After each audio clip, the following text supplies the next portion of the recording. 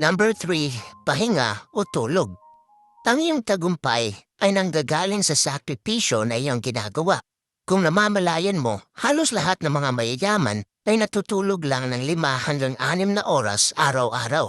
Mahaba kasi ang paglalakbay tungo sa tagumpay, kaya nagtatrabaho sila ng ekstrang oras para meron din silang ekstra na result. Gaya na lang ng istorya ni Michael Phelps. Siya ang pinakamatagumpay na swimmer sa buong mundo. Pero alam mo ba na noong siya ay 14 years old pa lang, tungo sa Beijing Olympics, ay nag-iinsayo siya ng 6 na oras araw-araw sa loob ng isang taon?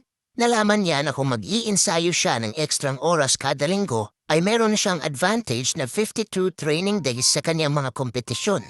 Lahat ng mga successful at mga mayayaman na tao ay hindi nag-iisip ng pahinga hanggat hindi pa nila na-achieve ang kanilang goal. Iniisip nila na ang pagyaman ay gaya ng isang trabaho. Kung on duty ka ngayon, magtatrabaho ka, gustuhin mo man o hindi. Kung 1 oras lang ang iyong pahinga, 1 oras lang talaga ang iyong pahinga. Kaya kung gusto mong mapapabilis ang resulta ng iyong pagyaman, dapat tratuhin mo ito na parang trabaho.